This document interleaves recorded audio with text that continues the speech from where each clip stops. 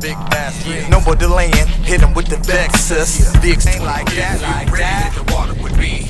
We can fish around in this Vexus VX21 so they eyes can see. Big bass strings make them all believe. If you really hit the water with me, we can fish around in this Vexus VX21 so they eyes can see. Big bass strings make them all believe. What's up, guys? Welcome back to the channel. Oliver Nye here. Appreciate you guys tuning in to a very special episode for me. I got my man Scott working the camera today. Make sure you guys follow him on the gram and here on YouTube. He's a pivotal member of the Big Bass Dreams team here in Florida and sometimes Minnesota. So make sure you check him out. But today we got the unveiling of the new Dream Machine. So I'm gonna walk you guys through every single feature on my new Dream boat. Let's check it out. All right, guys, we are finally on the water on the new Dream Machine. And as you guys see at first glance, not your standard looking bass boat. Biggest thing that pops to you guys is probably the SeaDek. And I don't know what it is about the bass fishing and the bass boat industry and why they're clinging onto carpet for dear life, but it needs to end. This boat was actually delivered to Intune Marine with carpet. We had the squad there dismantle the stock carpet, prep all the platforms and the decks and the lids, got it to my boy Brett Erickson out there in Fargo, North Dakota. Big shout out to Eric. He did the important job of finishing all of the lids, the platform, building out the edges of every compartment lid to eat up the gaps that would normally be present in a carpeted bass boat. Big props to him, because without him we could not have had such a clean and factory fit install for this custom SeaDek. So if you guys want to watch that video and go in deep dive, make sure you guys click up here in the link. We'll also leave a link in the description below. But we're gonna actually break out a couple of different install videos so you guys can go on the deep dive on this incredible project, which has been almost a year in the making. A lot of moving parts, lots of conversations. Big shout out to my guys at Vexus, Keith Daffron, Keith Tripp, George Little, Intune Marine guys, obviously, and a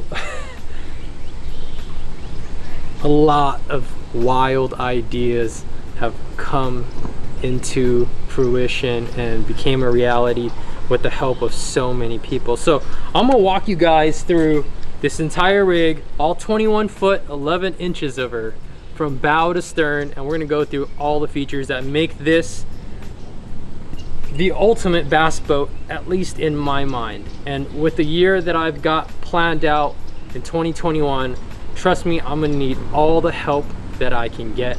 And for those of you guys that may be coming from a place where a younger version of myself came from, that's very humble beginnings with very little resources, very little support.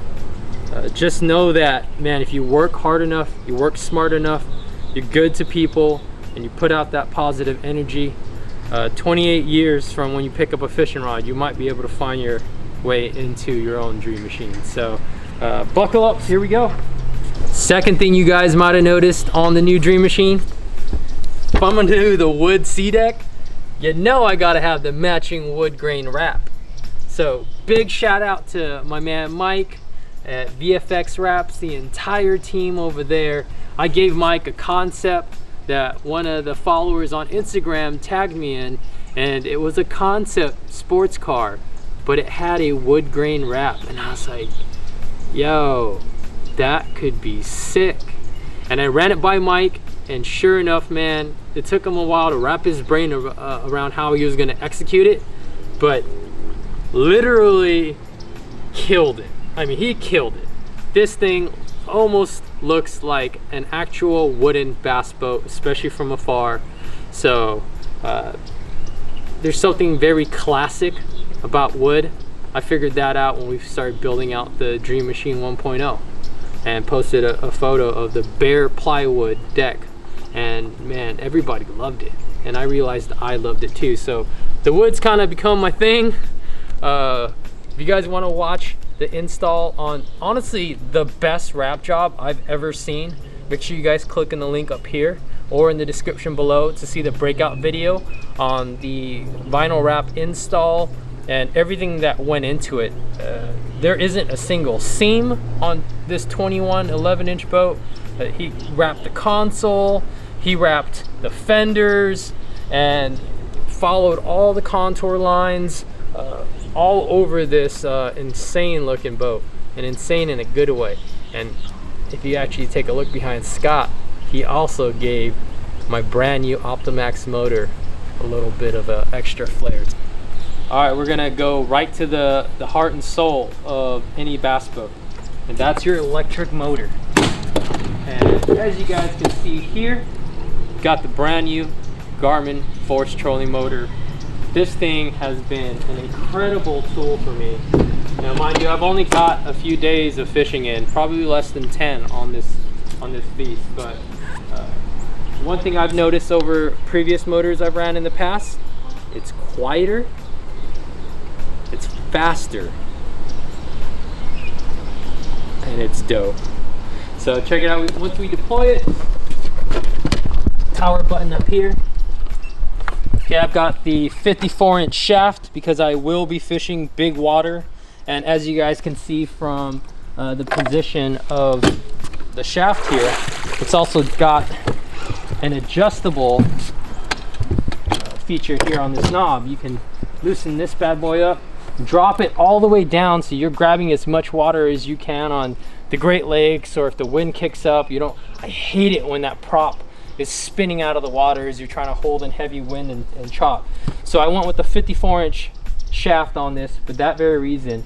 And I'm not gonna lie, I was a little worried about coming down to Florida and fishing in a foot to 3 feet of water in a 22-foot boat with a 54-inch shaft trolling motor. But I'm telling you guys, after actual real-world scenarios here in Florida, I've been able to power through grass and vegetation, eats hydrilla for breakfast. That's just the stock prop on there. And even with all the extra on my trolling motor, if you guys notice, it's got 2 live scope transducers mounted to both the shaft and the barrel of the trolling motor. And I'm going to show you guys why that is in just a second. But even with all of that extra bulk and clutter, I've been able to fish fast and effectively in shallow Florida vegetation. So don't be afraid of the longer shaft trolling motor. It's honestly been a benefit more than it has been a hindrance for me.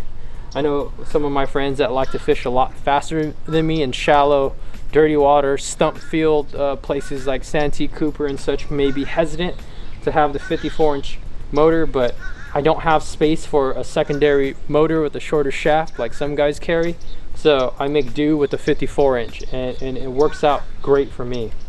Another feature you're going to notice here on the barrel of the trolling motor is the hydrowave speaker, and big shout out to Kevin. Got to spend a day with him out on Table Rock one day, but I've got his version of the hydrowave. Maybe we'll do a video on settings and how I like to operate that thing in the future, but that has become a confidence tool for me in this boat. I'm not sponsored by those guys, so I paid for it just like anybody else would. Very, very key piece of equipment at times. All right, so we'll break that down in the future. The next thing you guys might have caught a glimpse of are the 3 12-inch Garmin units on the bow of my boat. Now, I've already gotten a lot of flack in the past on the last boat reveal back in the Ranger Dream Machine about, oh, why do you need this, that? Real fishermen don't use electronics. I mean, you name it. The comments that come from the internet and YouTube are mind-blowing at times, because I grew up without any of these tools. The lack of resources taught me to become resourceful, and really I've worked my entire life to be able to be in a position to where now I have the tools that are displaying in real time what I would have to build in my mind. So first thing you're going to notice here is my third graph. This is a Garmin EchoMap 12-inch 126, and this has side scan capability. But my primary function on this particular graph is displaying the topographical map. And as you can see here on Lake Dora, here on the Harris chain, where we have a Bassmaster Open in a few weeks, the pre-programmed Garmin maps have proven to be extremely accurate and detailed. I've never been here before. This is a stock unit. I didn't have to insert any mapping chips, and I can see everything I need to see to stay safe, keep from wrecking my boat and my equipment, and most importantly, I can see how terrain lays out, so I can actually pinpoint how I want to position my boat to make my cast to target these fish. And if you scroll a little bit to the left, you're gonna see where this gets really, really special. Okay, and I'm gonna break it down to you guys. Those of you guys that have been following me for some time now have seen that I've embraced Garmin's LiveScope technology in a big way over the last year and a half, 2 years. And last year they came up with another update. They came out with a new pivoting mount to take your forward view and actually rotate the transducer so you get a more horizontal, almost 170 degree view, and they call that perspective view. The problem with that solution was that you had to pick one or the other, and you would have to manually pick up the trolling motor, okay, and then rotate the perspective mount here to achieve the forward orientation. And it's honestly not that big a deal, and we were doing it when we had to last year when I was fishing with the Bass Brawl Outdoor boys. And how can I forget, big shout out to my men's, Lyle Held, Casey Ellert. Those guys are responsible for the electronics install, the trolling motor install, the hydrowave install, the Talons, everything that had networking capability in this boat. I use their expertise to bring this to life. This draws a lot of power. Boats tend to be under rigged from the factory, depending on who you're buying boats from. A lot of power draw, and we over engineered everything on this boat. So big shout out to the Bass Brawl Outdoor guys. Make sure you guys follow them on Instagram and YouTube as well. They are some of the most underrated electronics gurus on the planet. So make sure you guys click on the video here to see the breakout on the installs on all of these special electronics, and we'll also leave a link in the description below. Okay, but back to the topic at hand. Instead of having to deal with that, especially when I'm on the fly, I envisioned having a stacked display and utilizing two separate LiveScope transducers in conjunction with each other, and I can have that displayed at all times and not have to pick and choose. And it's worked out amazingly beautiful. Honestly, the boys and I didn't even know if it would work. We weren't sure if the frequencies would cause interference. We didn't know if there were enough ports on the NEMA networking box, but it works, and it works beautifully. So I'm going to show you guys some clips of some stripers that we were fishing up in Connecticut. And as I'm going along the river, I've got a 170 degree angle, and in real time I can see fish, I can see bait moving clockwise, counterclockwise, away from the boat. And I could see that at 2 o'clock, holy crap, there's a school of fish over here, and they're moving this way. And then I can actually pan my forward-facing narrow beam LiveScope right at that school and determine where in the water column those fish were situated. So a lot of times they're in 16 to 30 feet of water, but those stripers were only 4 or 6 to 10 feet down. It was a very narrow band. So I'm getting multiple points of information here. I've got their current location, their direction, where in the column they're swimming. And it's made for some really, really fun fishing, and it's made me even more efficient than I have been in the past. Because what I've really learned from live scope technology, especially in the last couple of years, is how much everything hates being under or near the boat. I'm watching in real time as bait fish is being pushed away, game fish are being pushed away. It's wild. So more often than not, you're not going to get enough information if you're relying on strict 2D sonar. All right, and I can see a very clear picture up to, gosh, I've honestly not messed with the factory settings all too much. But let's see, you got 60 feet out in front, and I've seen fish out to 70 feet. And actually, we can even go, oh, just kidding.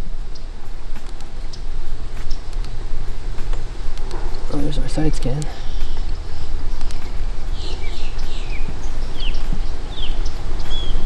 Let's see what the max is. Holy crap, this thing says it goes out to 300 feet. Now, that might be in play in some scenarios, but for most bass fishing scenarios, I like keeping it under 70 feet myself. You'd be surprised at what 10 feet, what 15 feet, what 50 feet really is once you actually have an accurate piece of technology here telling you what it is. And like, as I pan here, I can see the docks, the pilings. There's actually a fish right there at 20 feet out, right on that second piling. Oh, look at, oh, there's the one that's actually swimming up to the dock. So Scott, we need to wrap up this video so we can make some casts. This is an incredible tool.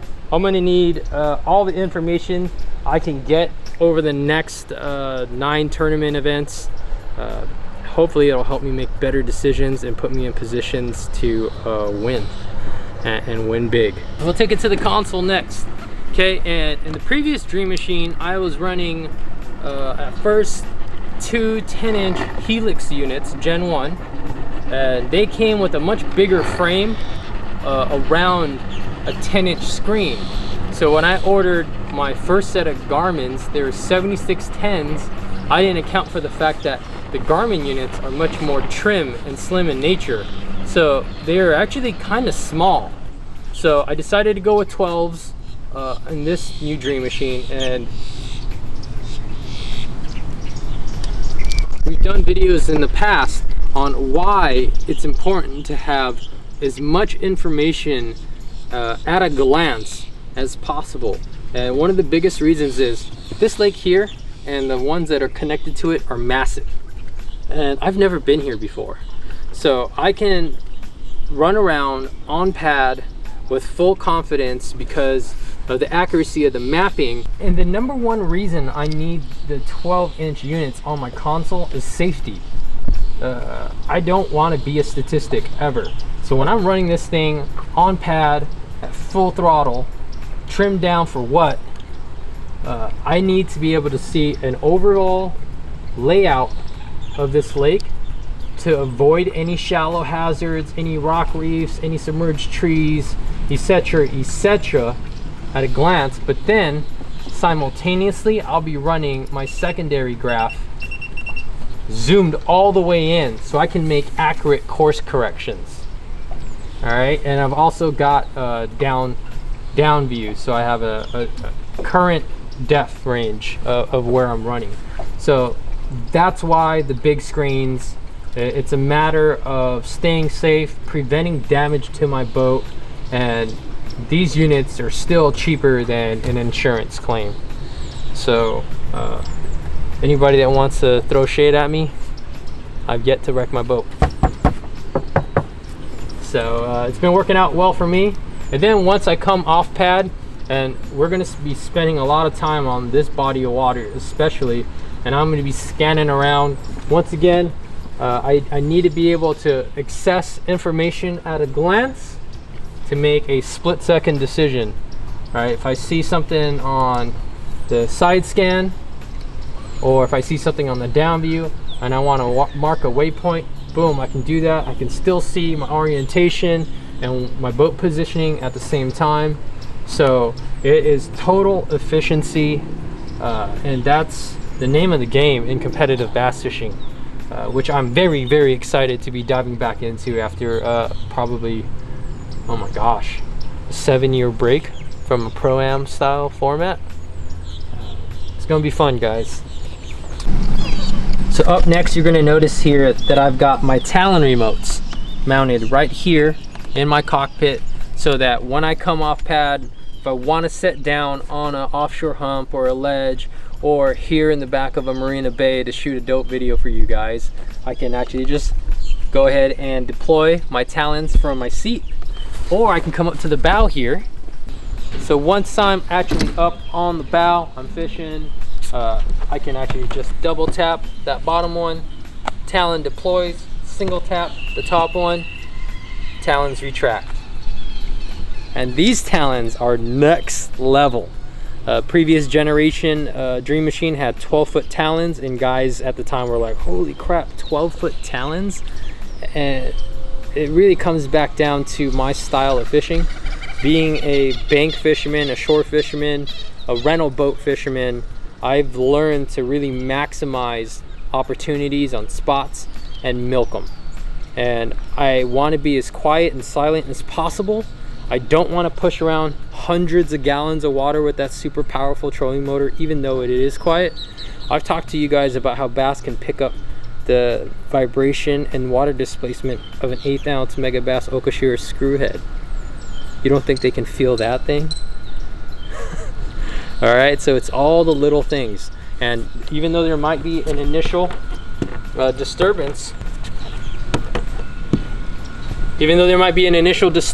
upon deploying those Talons, once they're down, and I can get quiet, and I can let the environment around me settle back down to the state that it was in prior to me disturbing it. So this time we went with the new 15 footers, and that means I know I can accurately and confidently anchor my boat in at least 12 or 13 feet of water, maybe 14 depending on the bottom composition. Having that much more range is going to make me much more versatile, much more stealthy, and hopefully help me get a couple of those really big bites on I'm looking for during highly pressured competition days. All right, so check them out. You guys notice they are tall. So if you guys need to get these things in a garage or under a bridge like we were fishing with Mike on the Delaware River, you gotta make sure you get these quick release brackets, okay? And also make sure you got these kickstands installed.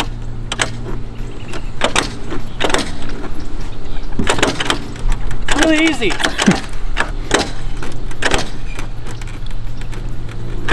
That's strange. That's gonna be a problem.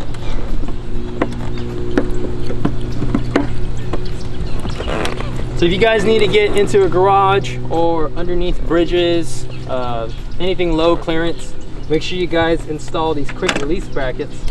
And that, go.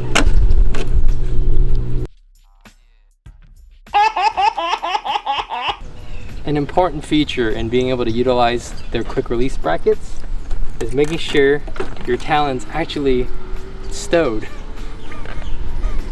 That wasn't embarrassing at all. But stow your Talons. If you need to get up under a bridge or in your garage, it's that simple. It's that simple. The kickstand keeps the Talon from hitting your transom, your gunnel, your super dope VFX wrap, and it's that simple. It's no longer an issue. Okay, so you can also deploy the Talons from the units themselves. These are 3-stage 5-foot fiberglass rods within this casing. I'm not sponsored by Humminbird or Minn Kota, so I decided that these best fit my fishing style and personality, and I'm excited to use them. Right. And at the heart of all of the electronic components in this boat, you guys ready for this one?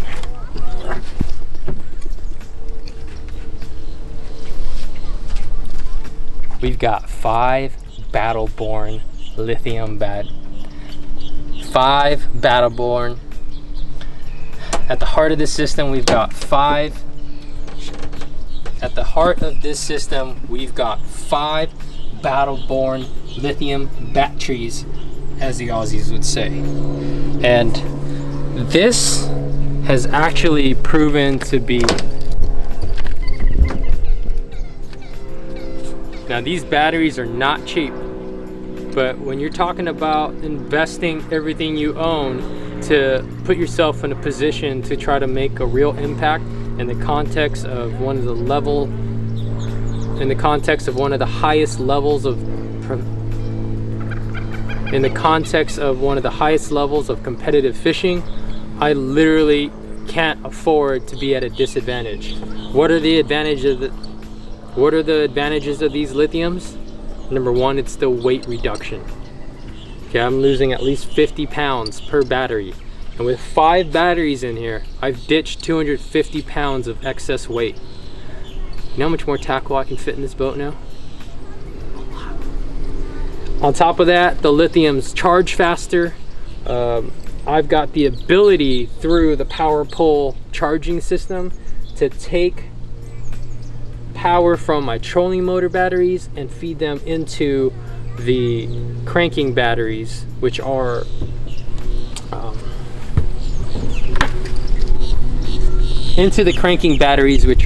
run in parallel.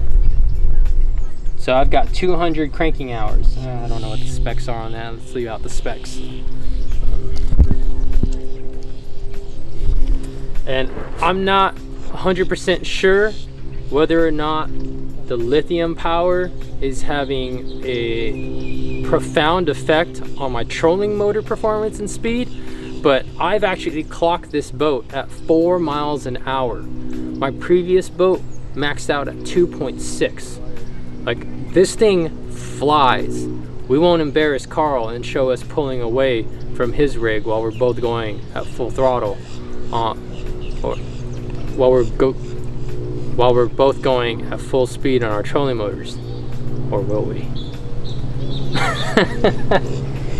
But if it's had that effect, holy cow, man! Like, it's totally worth the investment. Once again, not cheap, but nothing I'm doing this year is cheap.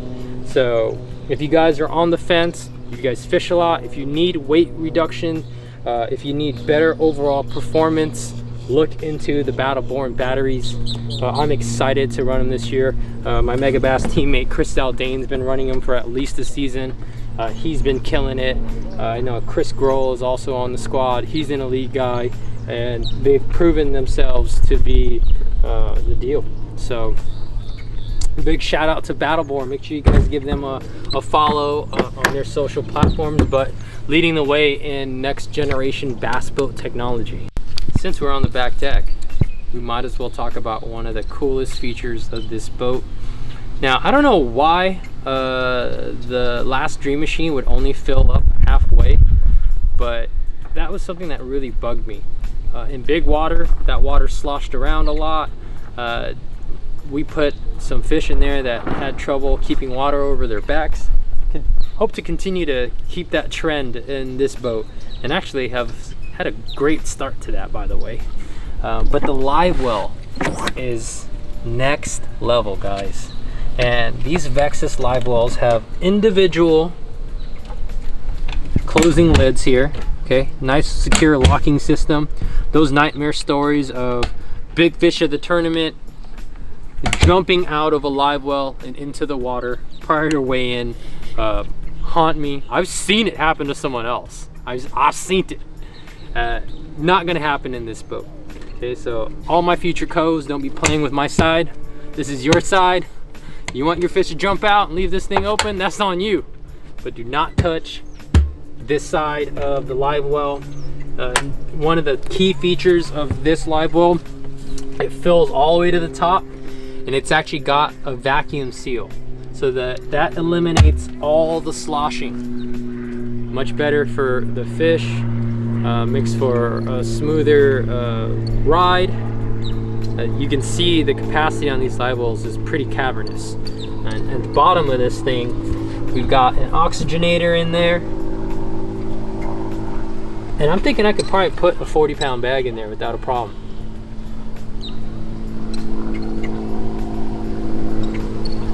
You guys think I'm crazy, huh?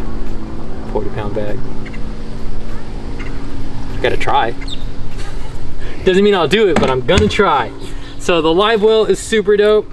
And from the live well, we're gonna transition to this super sick ice chest compartment. And the ice chest in the last boat was like, okay. It sat where this current Vexus step is, but I much prefer this middle placement. It's a step, but also a super rad, ingenious and functional ice chest storage solution.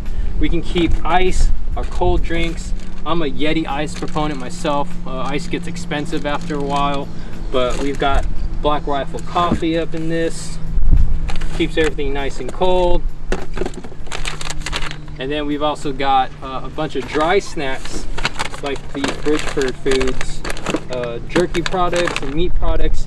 And this compartment here on the side is meant for more of those dry items. So you can keep the wet things wet, dry things dry. Nice, secure, locking, sealed compartment right there. There's no weird flex from like a folding middle seat. Very sturdy. Anybody that steps on this, whether they're a co-angler, the girlfriend, a camera guy, can stand and step up from the deck to the cockpit with confidence, and make sure you never, ever step on a boater's seats. Huge pet peeve of mine. So if you guys are fortunate enough to go fishing with anybody, don't bust their seats up. You're gonna rip out the stitching, the upholstery, wear and tear on the seats. And while we're on that, if you guys noticed, I'm on some air ride, baby. They're actually sitting on shocks. And this is gonna make those rough water rides, those bumpy channel crossings, and just driving this thing up and down the lake so much more pleasurable. It's gonna keep that wear and tear off of my lower back and hopefully keep me younger, keep my my outlandish basketball hoop dreams alive just a little bit longer. But this is an innovative feature that has got real world implications, and I don't understand why more guys aren't doing it. Big shout out to my man Tom Westhoff. He's got a toughie that I named Fluffy, and those walleye boats actually incorporate a lot of this air ride technology. So come on, bass fishing, like, we can't let the walleye guys get up on us on technology, right? You guys already slept on electronic anchor lock for years. You guys remember that Altera multi-species walleye trolling motor I had on the first Dream Machine? Pays to think outside the box. There's a lot of features and tools that are available that might not be targeted specifically at the bass fishing and bass boat market, but just be creative, man. I think you guys have probably realized by now, I'm a hoarder. I'm a hoarder of tackle. I'm a hoarder of dope tackle. I want to carry as much of it with me as possible, and having the biggest bass boat platform I've ever owned really opened up new opportunities. You guys check out the storage units in this boat. Got the Livewell, or I'm sorry, I've got the weigh bag we use to weigh those big fish. I've got spare Mustang PDFs covered in catfish slime. If you guys want to watch that video of my girlfriend catching a 51-pound blue cat, that'll be in the description below. But I can carry rags, deck magic from a SeaDek, the juice for wiping down the wrap and the motor at the end of the day. My fire extinguisher is in there, the G-Juice Livewell additive. I've got some flares, and I've got backup tackle, like a box of 7-inch spark shads, frogs. It's February, but I gotta have the frog box out in Florida, and that's a beautiful thing. But all the compartments are deep. I can throw a lot of things in there. Okay, I'm gonna eventually clean this out for my co-anglers for the opens tournaments. But got a big bag of mag drafts and dart sleepers, spare clothes in case I take a dip in the lake. Just a little bag of glide baits. So I can keep a lot of tackle in this boat. Some spare hats in case one blows off my head. A big bait, thick lines, heavy weight shirt, drift socks. Leave a comment below if you guys are smart enough to carry a drift sock in your bass boat. Plenty of room here. I even got my signature helmet in there. Big shout out to Gene Eisman for putting me on that game. I think Carl and I are pretty much the only ones that consistently run with helmets on. Saves our eyeballs from bugs at 65, 75 miles an hour. Seagulls from colliding with our craniums. I've seen that happen. It didn't look too fun. And let's get to the front of the boat. Now, what good is a bass boat if it doesn't have the capability to house an 8 to 9 foot rod? This rod locker is huge, and I've been able to put a lot of setups in there. I believe 8'6" is the max length. It's wonderful. It's got a secondary step here. I can put things like a musky measuring stick, a lure retriever, a couple spare finesse baits, and I think they designed that lip as an easy access rod for guys that are chasing schooling fish or whatever. You want to reach in there and not fight with your stack of rods and reels in there. You can have 1 or 2 setups, isolated, separated on that lip, pull it out, fire it out, make a cast, catch a fish. Got a ton of boxes in here, some JDM plastics, a bunch of Bass Mafia boxes with some of my favorite hard baits. The locking and closing latches are secure, all waterproof. I just installed these lure hangers. These are by TH Marine. I believe they're called Tackle Titans, but they're a magnetic system. I can hang even my big baits with confidence. Loose hooks. I got a bunch of Defiant rigs and stuff ready to go. Keeps everything off my deck organized. I've also got some pretty nifty little silicone hook holders from Groove Fishing that I've come to really like. Holds jigs, swim baits, vibrating jigs, hair jigs, things of that nature really well. And the heart and soul, my tackle collection. A little bit of this, a little bit of that. This is a beautiful storage compartment for all my miscellaneous sunblock, wipes, spare glasses, bug repellent, super glue, keep my boat title registration in the waterproof Yeti, little toolkits, all that miscellaneous stuff that I need out of the way, clean. Really loving these tool holders here. See my bubble tools fit right in beautifully. I've also got a set up here on the bow for everything that I like to use. Got the pliers up here, got the new shears. And that's about it for the storage, guys. For you co-anglers that will be fishing with me this year, you can see how this rod setup here is actually quite efficient. I think they're limited to what, 6 or 7 rods or something along those lines. So you see that here represented already. and they each have their individual slots for the butts. And you got what looks like a gun rack holder to hold the actual blanks in place. So this has been a pleasant surprise. It's kept the rigs out of the way. Most of these are actually Riley's rigs, so when she comes out, she's got her own set of gear that she can fish and be out of my way up on the front deck. And man, holy crap, you guys notice how big this deck is? This thing is wildly big.